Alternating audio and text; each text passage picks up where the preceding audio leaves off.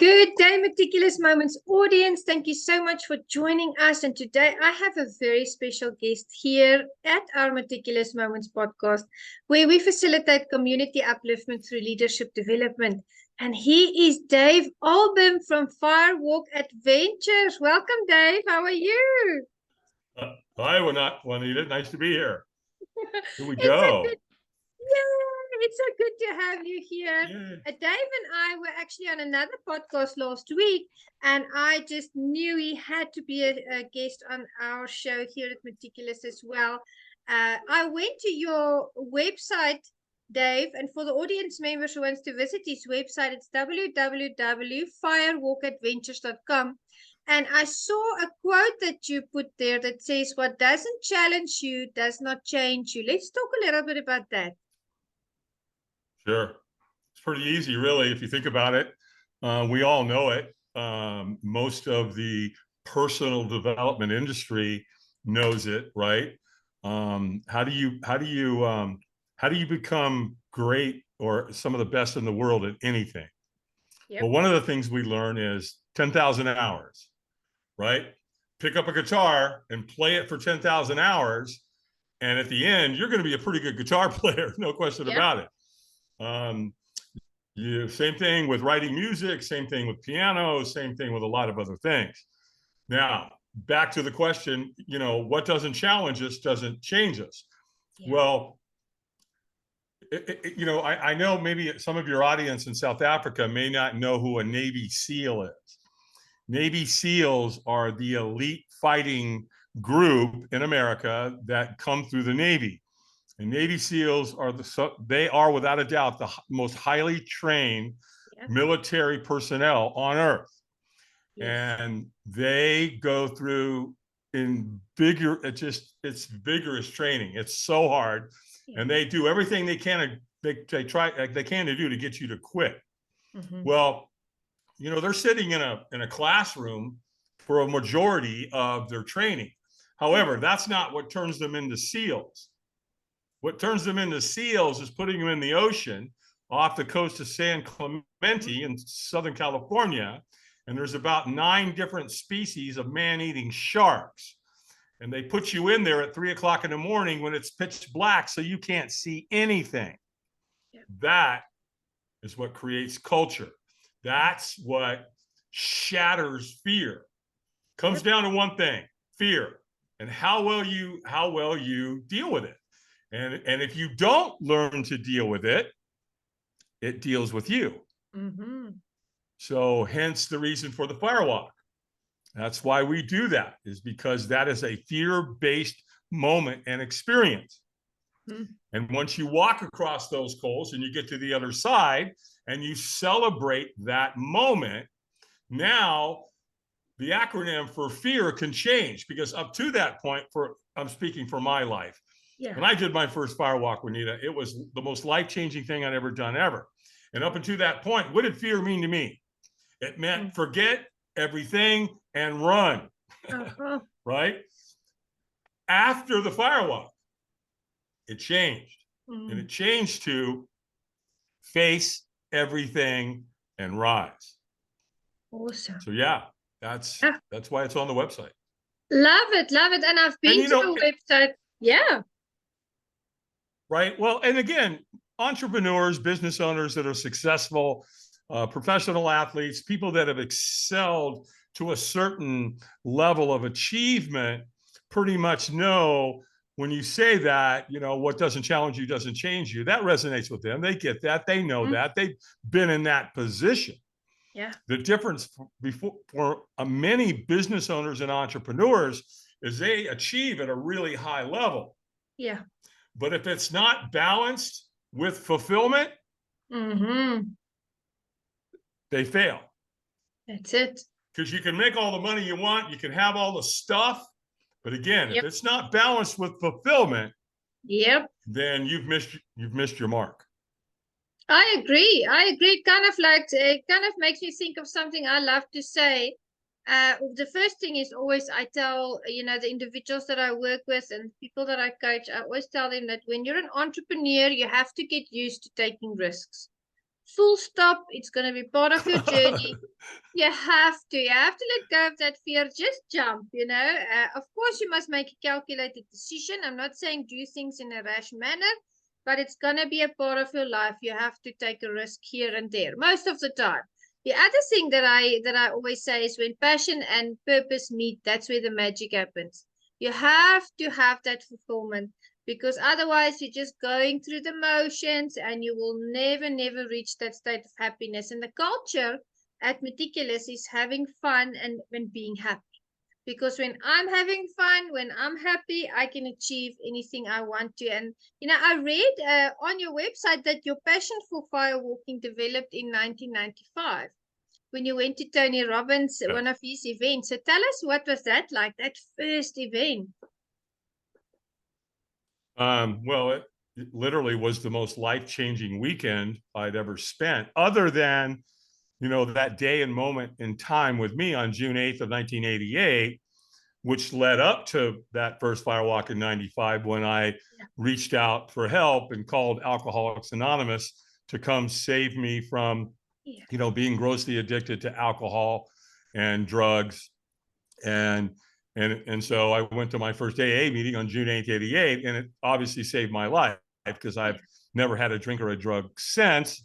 And I just picked up, one of these, which is a chip for 35 years. Now, what happened was, when I started getting sober, I had insomnia. So I was up late at night all the time.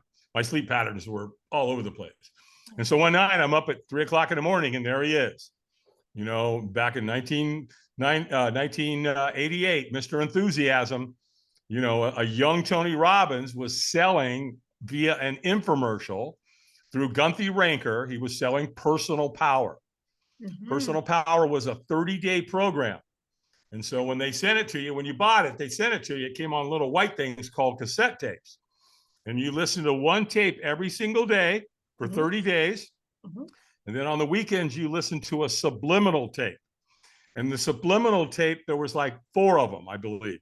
And one was on confidence. One was on overcoming fear. There were like 4 of them. Overcoming procrastination. And so you would listen to those on the weekend. And I went through that program, Juanita, and it worked.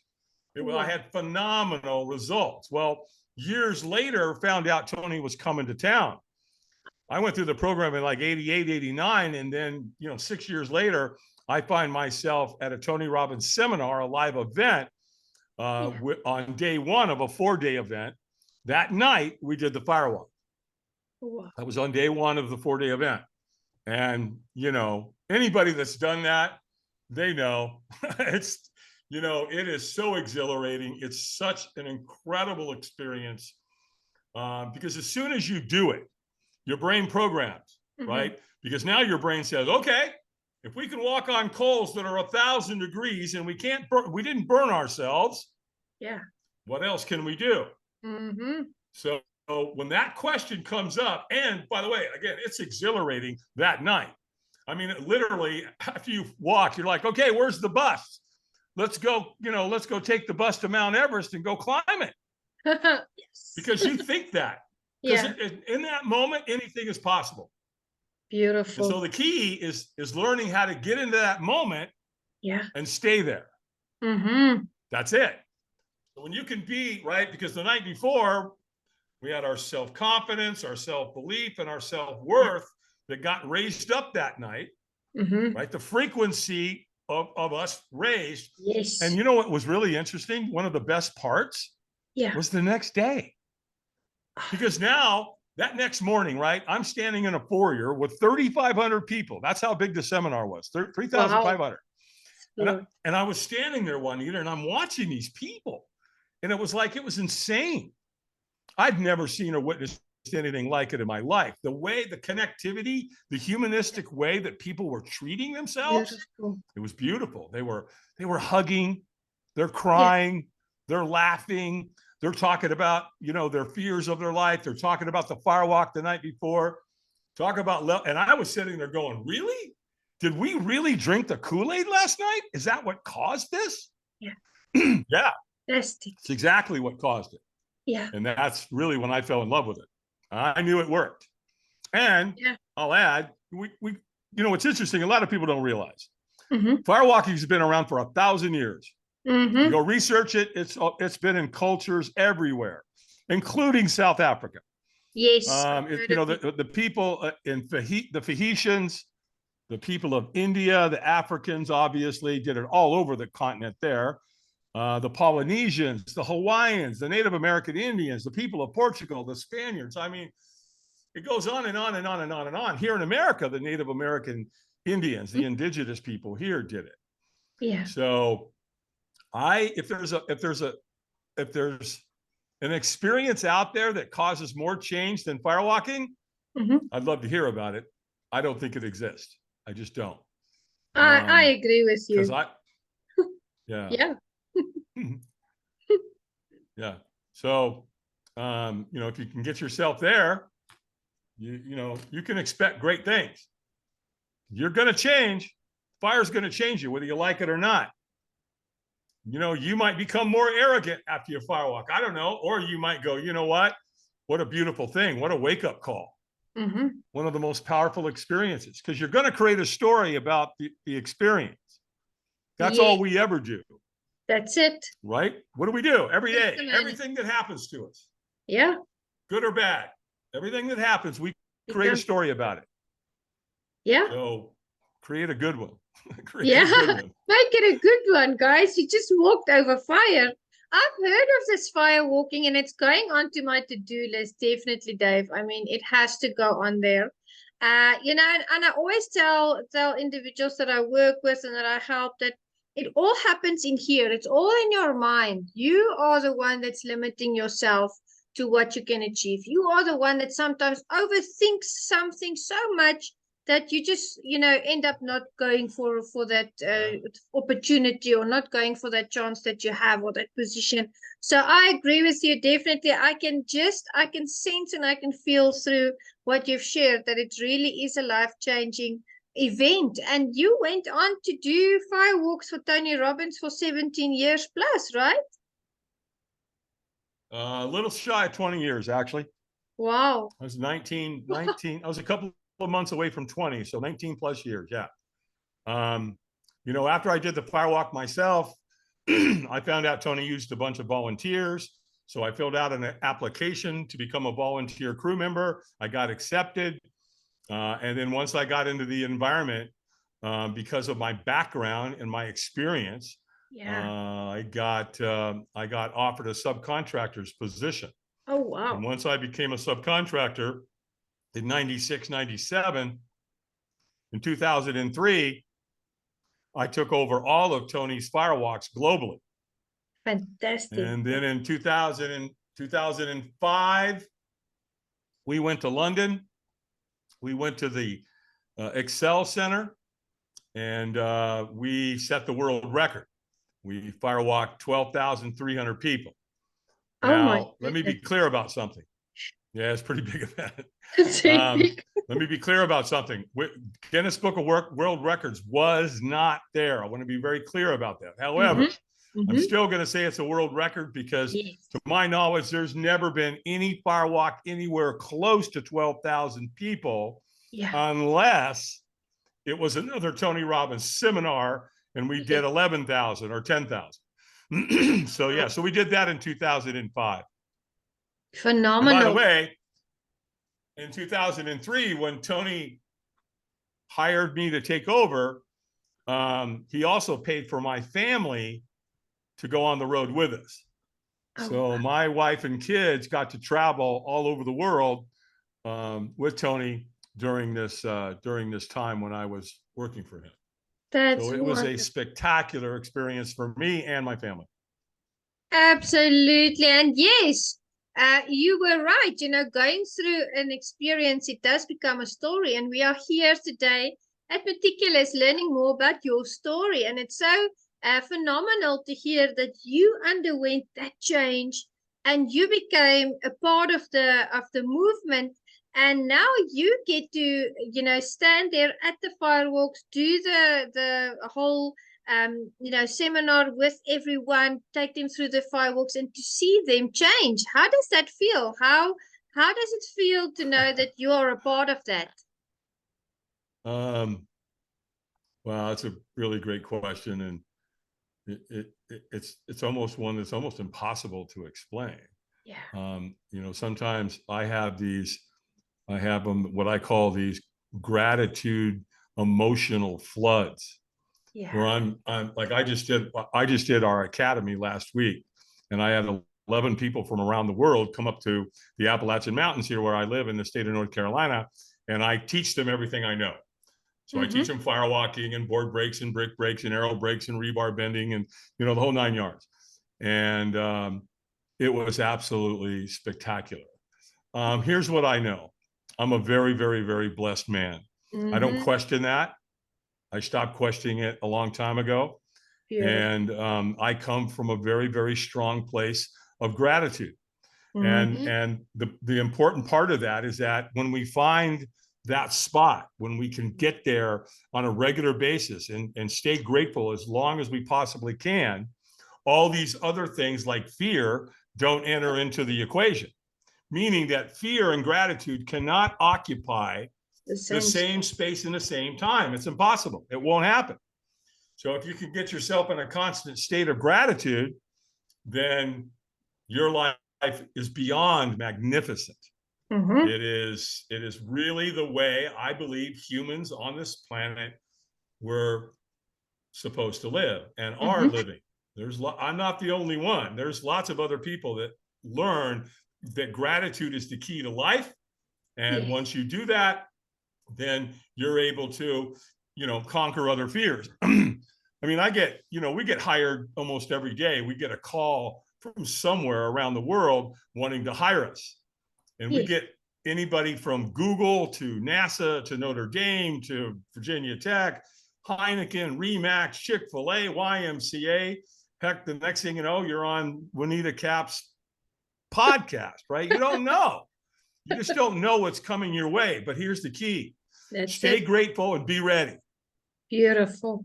When those two things come together and they come to me and ask me to do something, if I really want to do it and I don't know how I'm going to do it, I say yes anyway. I'll figure out a way. I firewalked 12,000 people in London. I figured it out. And I figured out a lot of other things. So again, if somebody asks me something and I want to do it, that's the important distinction. I want to do it. I say yes every time, and then we'll just figure out how we're going to do it. Good.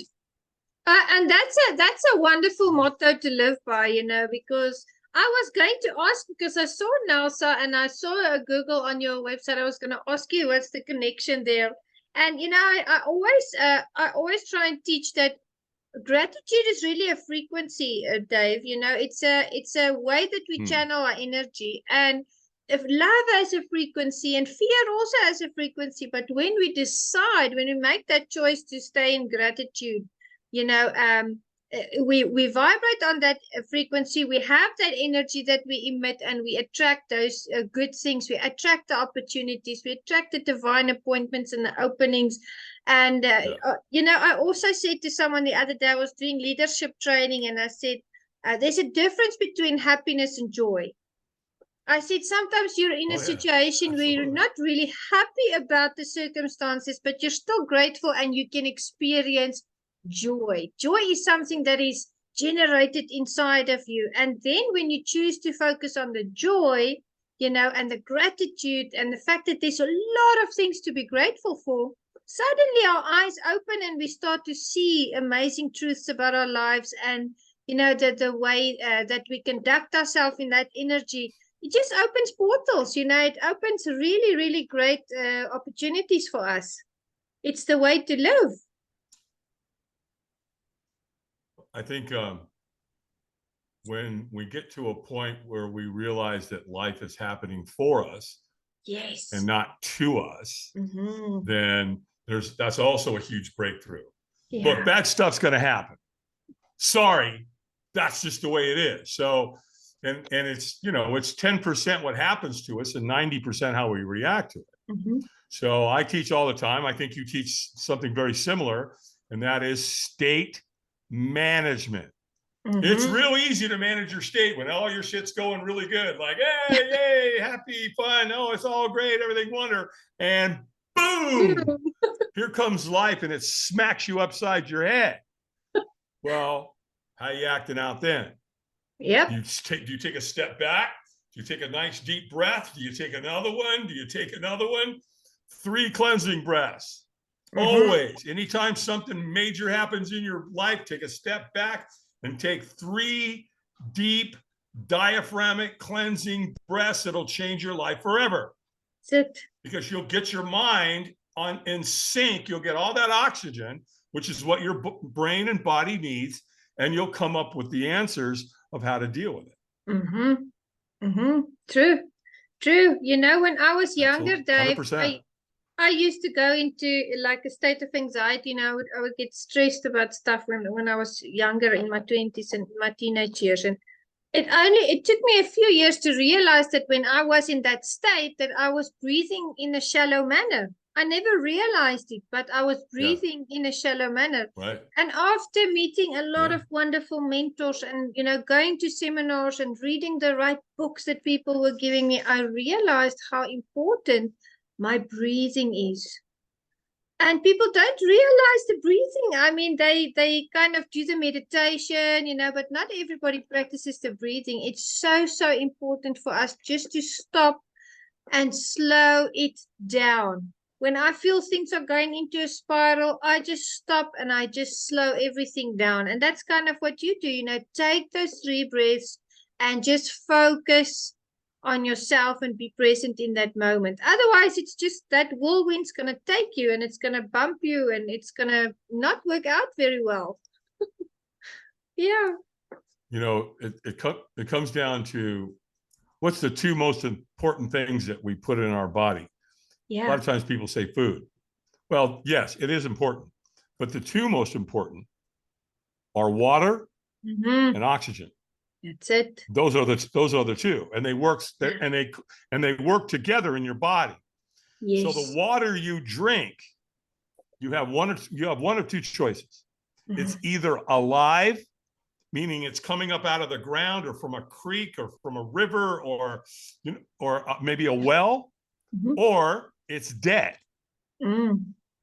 Period. There's no gray area here. It's black or white. It's either it's alive or it's not. I live here in the Appalachian Mountains. Why? Because the water coming into my cabin is mountain water, mountain spring water. Lovely. So I drink it every day. Have been for 8 years since I've been here. Yeah. And I bathe in it. And then the oxygen. Go out on my porch. I'm at about 3,500 feet above sea level. So the oxygen level, because I live in these mountains, it has a high oxygenated air quality. Yes. And so I go out every morning and do my breathing, my diaphragmatic breathing, and I influx my body with all this oxygen. By the way, Linus Pauling, a Nobel Prize recipient, left us a really great message, and that is every disease, every sickness, and every illness can be traced to a mineral deficiency, which can be traced to, because disease cannot survive in an oxygenated environment. Wow. Cool. Right? It can't. Yeah. Cancer can't survive. No disease can survive in an oxygenated environment. And that's why they put people in hyperbaric chambers and influx their body with oxygen. The body immediately starts repairing itself when you're in that chamber. Yeah. Challenge is, how many people can afford to go put themselves in a hyperbaric chamber? They're expensive. And unfortunately, the powers to be out there that are controlling the alleged health and wellness system, which they should never call it wellness because it's not. All they do is treat a symptom. Access to a hyperbaric chamber is not easy. It's typically only available to the elite and to the rich. Yeah. We're back to the cold. You were talking about the cold. I cold every morning. Every morning. I take my shower. I normally do a normal shower. Then at the end, I turn off the hot water. I set a timer for 2 minutes, Yeah. and I turn on the cold water. My water's cold. It's not, it's coming out of the ground in a mountain, so it's cold. Do I like it? No. Do I like after how I feel when I get out? Yeah. Oh my gosh, yeah, you feel amazing. Yeah. Because it kicks in your lymph. Mm-hmm. And so when that happens, your body starts healing immediately. And so again, and you burn a ton of inflammation at the same time. So we know it's really good. Cryotherapy, and now they've got these big devices that you can buy and put them on your porch, and they're ice bath, and you sit in that for 3 minutes.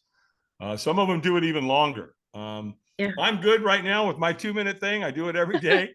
And it's funny is the thing about it is here's what it does. It establishes a discipline. Mm-hmm. And that discipline applies to an area in your life that you stop negotiating with yourself. Yeah. It's something people do. And if you do it, you're gonna know it immediately. Like, let's say, okay, I'm getting up at 5:30 in the morning and I'm going to the gym. Yeah. The alarm goes off at 5:30. Yeah. And you say, well, I'm just going to sleep another 15 minutes. Mm-hmm. No. Get your happy ass out of bed. Stop negotiating. You got to fix that. If you don't, then you'll let that just keep going. Yeah, just another 15 minutes. Well, another 10 minutes. Well, I won't do that today. Yeah, let me put that off. No, I won't make that phone call. No. Stop it in the morning. Have a routine. Yeah. Be disciplined. Mm-hmm. Get up every morning, and like I get asked all the time, and I'm sure you probably do as well, Juanita. And what's the first thing you do in the morning? Mm-hmm. When I ask me, simple, every day, same thing. I make my bed. Mm-hmm. Yeah. Because no matter how crappy my day is, at least I come home to a bed that's made. That's it. Right. So at least that's one little victory. Yeah. No, and then after I make my bed, then I go hydrate. I start my meditation. I listen to my sound therapy. I do my breathing exercises. And then I nourish my body with high density nutrients. Boom, boom, boom, boom, boom. Then I go read my 10 pages a day of something positive and a good book. So once you do all that, you programmed yourself. Another thing, don't take this to bed with you. Mm-hmm. Just don't. Put this thing away from your bed. Now, I'm guilty of it. Don't get me wrong. I have done it. And I did it, I didn't do it consciously. Next thing I know, it's on my nightstand. I'm like, no, I tell people, don't do that. Why are you here? It's like, you know what I mean? You just kind of walked in there and you went to bed and you set it down. So, yeah. Yeah, I absolutely love what you're sharing. Definitely. I agree with you on the water that comes from the ground. I also live on a farm between mountains, and I drink the water that comes from the ground, and there's definitely a difference. Absolutely. Right. And I chose to come and live between the mountains. I moved my kids and my animals, and I said, I grew up on a farm. I want you to experience farm life. So that's it. And they are loving it. They have the outdoors. I walk 2 meters from where I'm sitting right now. I'm on my porch, and it's animals and nature. And that does me good, because I travel a lot overseas. Oh, God. I go to the States, and then I enjoy it. And when I come back, it's like I'm here in my safe haven. But, I did 75 hard. You understand. I did 75 hard last year. And with that, we had to do that cold shower. And I have to say, the first 4 or 5 days, that was horrible for me. I was literally going to cry because it's cold and it's horrible, but you get used to it. So I have to be honest, I don't do it every day now, but I should really get back to doing that. Yeah. Yeah, I do it every day. It's become part of my regimen. So it's healthy. It's good for me. I'm going to be 70 next year, and I've got 2 grandkids, and there may be more. And so if I want to be around for them, then I have to do the things necessary to make sure that I'm there. I'm on no medications. And so, I've done a pretty good job of taking care of myself physically and mentally and emotionally and financially. And so now I'm in that place in my life that I can kind of go where I want, do what I want, and so on. By the way, kudos to you for 75 hard, because they don't call it 75 hard for nothing. The number I've heard is about 70% of the people that try 75 hard don't make it. Oh my and they'll come back and try it a second time and a third time and a fourth time. Yeah. But if they don't get it right the first time, apparently the second time's it's a lot harder. But yeah, I've never done it. I've never done it, so I don't know. Thank you. I'm kudos to you for doing it. Thank you. Yeah. I started it, and here by day 6, I was like, I almost couldn't finish the water intake. And I just said to myself, I've not gone through this for 6 days now just to give up. So I just kept on going, and I completed it. And I don't think I'll do it again, Dave, because it was a challenge for myself. And the water is just, for me personally, with my routine, having to drive from the farm to training, and it was very, very difficult to manage that water intake. It's a lot of water. So, but it was an experience. It definitely was life-changing. Yeah. Well, somebody gave me I think it was a 30-day challenge.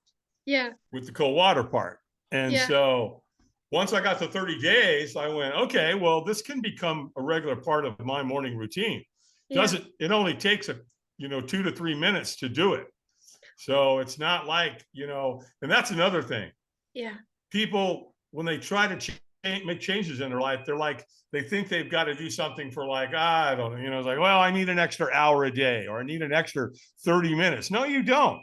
Yeah. I structure everything down to something under 10 minutes, because we can all find something 10 minutes every day, right? And then like Tony Robbins does, he chunks that down. Yeah. He takes that 10 minutes and he does 3 minutes of this, 2 minutes of that, 3 minutes of this, and 2 minutes of that. So now he's done 4 things and only took him 10 minutes. Boom. And so he chunks it down, which I think is brilliant. Yeah, I agree. Yeah. Absolutely agree. And it's done, and it's, you've achieved, and there you go. You're set for success. That's wonderful. Now, Dave, there's a lot of people that can kind of talk themselves out of excelling in life. They overthink, like I mentioned earlier before. They kind of talk themselves out of great opportunities, out of that progression that they need personally and professionally. And I really think that when they apply that principle that Tony Robbins has taught on, the 10-minute and breaking that down in chunks. Like, for instance, I've met people before that say, they've not feeling healthy. They've been unfit for years because they don't have time to go to the gym for 2 hours a day. But really, it doesn't take 2 hours a day if you want to be fit. You can take a walk, or you can change your daily routine to get the exercise in. We've got Billy Banks with Taibo. He's got an 8-minute routine. We've got Zumba. They've got a 10-minute routine. You can do Tabata for 10 minutes and get healthy and fit. So what is your advice to entrepreneurs out there that really understand and can have that self-knowledge and do that introspection to say there's something that's keeping them from excelling at this point in their life? What would you advise them to do? Pick your heart. Yeah. What I mean by pick your heart is it hard getting up every day and going to the gym, or going through an hour a day to exercise your body so that it stays strong and flexible and reliable when you need it? Is that hard? Yes. Yeah. Is talking with an oncologist because you've got cancer, is that hard? Yeah. So pick your heart. You don't want to eat right? Don't. You want to talk to an oncologist? Is eating right and doing the right things, is that hard? Can be, I guess. But talking to an oncologist is a lot harder. Yeah. I know that for a fact. I've had the final conversations with several people in my life. Yes. And they make the statement like, maybe I should have quit. Maybe I should have did this. Maybe I should have did that. Or I should have done this, or I should have done that. Well, people should all over themselves. If you use the word should, you got a problem. If you make a statement that says, I don't have time, you are 100% lying to yourself. It's total bullshit. 100%. We have time for anything we're committed to. Yeah. It's the way it works. Go study Einstein time. It's out there. You can Google it. It's Einstein time. He'll teach you. Yeah. It's a beautiful thing. So, really, it's like, what level of extraordinary life do you want? It's the sky is literally the limit. I'm living the life that I want to live because I worked hard to get where I am. Mm-hmm. I made the sacrifices. Yes. And the rewards have by far overweighed any sacrifices that I've made. Yeah. So for me now, look what I get to do. I get hired by companies that are having trouble, or maybe they're launching a product or whatever's going on with them. There's all kinds of things that can be happening, but they hire me to come in and create one of the most powerful, life-changing experiences on earth. Yeah. And they pay me pretty well to do it. And it could be done around the world, right? I could be in Paris. I could be in South Africa. I could be, wherever, all over the United States. And I get to do that. Yeah. And I get to spend time with a lot of really quality people. Mm-hmm. I just graduated 11 people who just graduated from the Dave Albin Firewalk Academy. So now they're going to go out there and start to spread their legacy, which helps me spread my legacy. Yeah. So, we're legacy spreaders. Beautiful. And, I tell people, one of the first things I tell people when they come to the academy, look, you're not, you're going to learn a lot of stuff here in the next week. I'm going to tell you right now, you're going to learn a lot. However, it's not about what you're going to learn. Mm-hmm. What it's going to be about is who you become. Mm-hmm. And that's the key. And once you get to that place, because I believe that if you help enough people get what they want in life, you'll always get what you want. It's a universal code. It's how it works. I learned it in AA early on. In my first year of sobriety, I remembered how awesome it felt to help another alcoholic who was struggling, just like I was, just like all the people in AA behind me and with me. Yeah. And there was somebody there for us. And then when we turn it around and we start becoming that person, it's powerful. It's one of the most, it's such a great feeling to help save somebody's life and get them free of drugs and alcohol. Absolutely. Paying that empowerment forward, I would say, really being empowered and then empowering others. And that's really what we are here to do. We're here to do good things. We're here to do great things on earth and to make a positive impact. And you do that through your firewalks. Absolutely, Dave. And I want to ask you, as we close this session, what upcoming events do you have or projects that we can support you in? How can we uplift you? Wow. I don't know that I've ever been asked that. You know what? By the way, you're my 99th podcast. I've been a guest on 99 shows, and you're the 99th one. And I love that. And here's why. 99 and 9 is my super number. Because when you add 9 and 9, it's 18. Yes. 8 and 1 is 9. So there's a book out there called Project 369. 9 is the most powerful number on earth. And so I'm really honored to be on this particular number with you. And so how can people support me? Here's what we're looking for right now. Yeah. We're looking for anyone and everyone who wants to support veterans and first responders. Yeah. So that's my focus.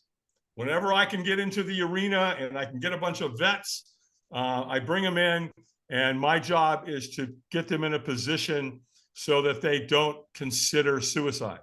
Yes. They say 22 vets a day are committing suicide. Unfortunately, that's not true. Oh. It's more like 40. Oh. And the reason for that is because they're only counting the ones that leave a note. Oh. And so that's my focus. So we need as many corporations, companies, people, whatever, donate money. Let us get your brand out in front of this movement. Yeah. And so the beauty is like, and I'll even tell everybody how I do it. So when we bring them in, what I do is I'm going to have them take an oath. Mm-hmm. They're going to have to promise to do no harm before I take them out there in the parking lot and take them through this 1,000-year-old rite of passage experience known as the firewalk. Yeah. So what they're going to do is they have to stand and promise. Yeah. And they're military, right? So when they make a promise, there's a really good possibility they're going to keep that oath. Yeah. Right? They're serious. Yeah. And so the one thing we have to do is give them back purpose. Mm. So they come back from, let's say, being in Iraq or Iran, or they've been deployed somewhere and they've been shot at and maybe seen their friends killed in action. Yes. So when they come home, they're fragmented. They go everywhere. Yes. And so they lose that connection with those people. All of a sudden, it's just gone. Yeah. And then the next thing you know, their purpose starts to drop. Yes. And they go, well, let me have a beer to deal with it. Well, let me have 2 beers to deal with it. Let me have a 6-pack. Let me drink a case a day. Let me drink vodka. Let me take this drug. And the next thing you know, they're drinking and drugging. Their purpose drops, and they become very suicidal. Next thing you know, they take their life. So what we're saying is bring them to Dave. Let Dave set them down. He's going to talk to them. He's going to bring in really cool speakers, all military. Awesome. Then they're going to take their oath. Then I'm going to have them do the board break. A board break is something you do in a martial arts studio, right? Every time you graduate in a belt, typically you break a board. So before you go from a white belt to a yellow belt, you have to break the board with your bare hands, right? And then you graduate. Well, we're going to take that concept because it's a graduation of board breaks. Yes. And we're going to have them write something on front of the board they want to move towards. Okay. I have them write something on back of the board that they need to move away from. Then it gets better. We have them write anybody's name on the board that they're in conflict with. Meaning, if forgiveness or reconciliation is part of that relationship, it ends tonight. We're done. It's over tonight. Then, to create the rite of passage, they can write down anybody's name that they've lost. So if they lost somebody when they were in Afghanistan, they can write their name on that board, and then that brings their energy to the event. Beautiful. Then, and remember, they've already taken an oath not to do any harm. So now their buddy's name on the board, they break it. We take them out to the firewalk, we circle. They do their firewalk, and then they throw the board onto the fire. But it gets better. And here's what we do. I put them in what I call the heart hug. And it's just it's a program, it's a system that I've developed.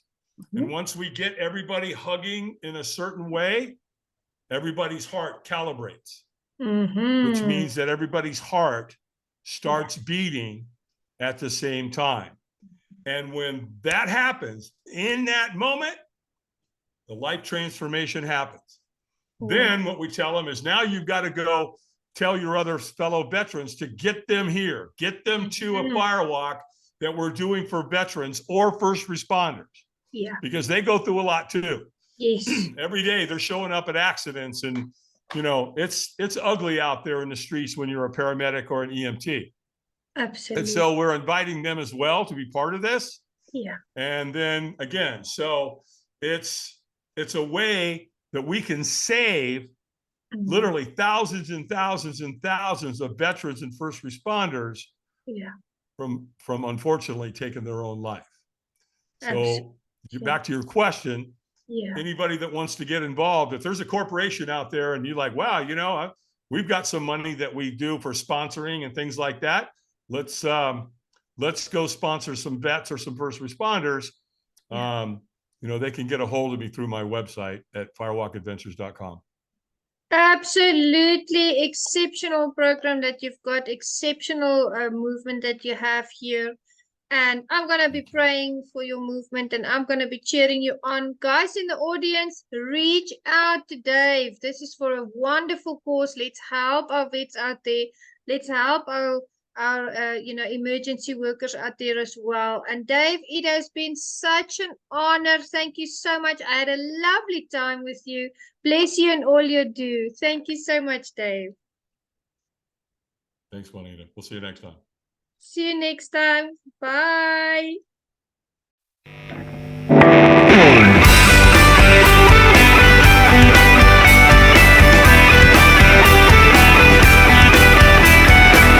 Hi, my name is Jose Escobar, and I'm the founder and CEO of the Connected Leaders Academy. We're the #1 fastest growing community and tribe of some of the highest level entrepreneurs all around the country and around the world. We're in 36 states across the U.S., in 11 international countries, and over 240 plus members, growing every single day. And I'm honored, excited, and I'm glad to say that I'm proud to be the official sponsor of the Meticulous Moments podcast with Juanita Kapp. Thank you so much for the opportunity. I'm excited for this journey. Hey, what is going on, everybody? Super excited to be here with you today. The name is David Albin, and I am the founder and president of New Beginnings Motivation, and we are super excited to announce that we are teaming up and coming alongside to be a sponsor for Meticulous Moments with Juanita Kapp. This was an absolute joy to be able to come and to be able to be a sponsorship with her, not only because I believe in what she's doing and all the powerful moments that she's providing her community and the fact that she's invited me on her show a couple of times, but I'm also excited because she's a part of the family within the New Beginnings Motivation team. And it was a no-brainer when we had this conversation about teaming up with her. And so it is with an extreme honor that myself personally teaming up with Juanita Kapp. So super excited and much love, sister. Thought-Provoking Change and Jonathan Ellis, the champion maker, are proud sponsors of Meticulous Moments and Juanita Kapp. Head on over now to thoughtprovokingchange.com/opportunity and join us today, where alongside myself, Jonathan Ellis, the champion maker, and our team of highly qualified, incredible individuals will help you pull out the champion within yourself. We're here to bring out the champion that we know lives inside of you, that you may be challenged to manifest and to bring into your forefront. Join us today and align with us to help yourself level up and see what you can bring to the community at large. We're always looking for highly qualified individuals. This is an application-only process, so head on over today, put in your information, and let's communicate, and let's see if you are a fit for us, and we are a fit for you. We look forward to welcoming you inside the community now. Hey everybody, my name is Patrick Rude. I'm the owner of Rude Financial Services, a proud sponsor of the Meticulous Moments podcast, hosted and directed by the beautiful, strong, and intelligent Juanita Kapp. I cannot tell you enough about what this woman has done with this podcast and the effect that she has had on me and all of the other sponsors and people that listen. Don't miss it.